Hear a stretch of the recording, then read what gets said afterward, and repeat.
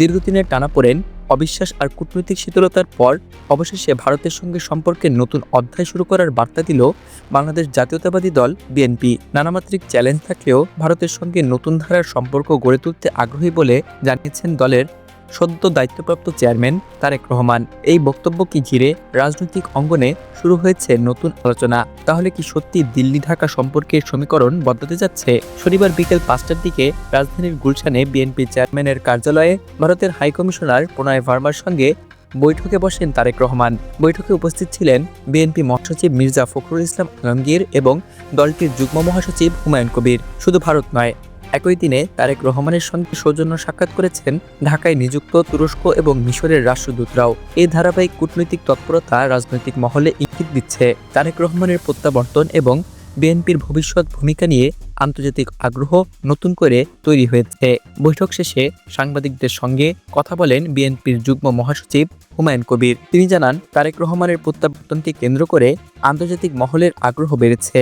সেই প্রেক্ষিতেই ভারতের হাইকমিশনার, তুরস্ক এবং মিশরের রাষ্ট্রদূতরা বিএনপির শীর্ষ নেতৃত্বের সঙ্গে মতবিনিময় করছেন। তিনি বলেন, বিএনপি সরকার গঠন করতে পারলে কিভাবে দেশ পরিচালনা করা হবে, কূটনৈতিক সম্পর্ক কোন পথে এগোবে, এসব বিষয় নিয়েই মূলত আলোচনা হয়েছে।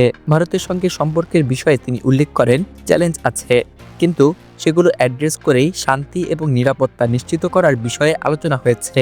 হুমায়ুন কবির আরও বলেন, ভারতের সঙ্গে ভবিষ্যৎ সম্পর্কের ইঙ্গিত ভারতের প্রধানমন্ত্রীর শোকবার্তাতেই স্পষ্টভাবে লেখা আছে, যেখানে বাংলাদেশের সঙ্গে নতুন সম্পর্ক তৈরির কথা বলা হয়েছে।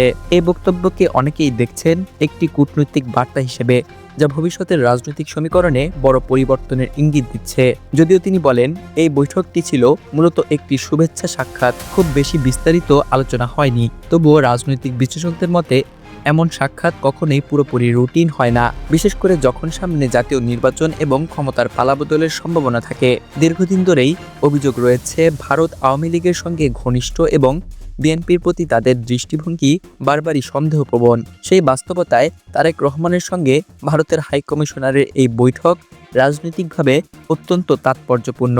বিশ্লেষকদের মতে এটি ইঙ্গিত দিচ্ছে যে ভারত হয়তো বাংলাদেশের রাজনীতিতে সম্ভাব্য পরিবর্তনের বাস্তবতা মাথায় রেখে নতুন করে সব পক্ষের সঙ্গে যোগাযোগ বাড়াতে চাইছে। অন্যদিকে বিএনপিও বোঝাতে চাইছে, তারা ক্ষমতায় এলে ভারতের সঙ্গে বৈরিতা নয়, বরং পারস্পরিক সম্মান এবং স্বার্থভিত্তিক সম্পর্ক গড়তে আগ্রহী। হুমায়ুন কবির জানিয়েছেন, কূটনীতিকদের সঙ্গে এ ধরনের বৈঠক ধারাবাহিকভাবে চলবে।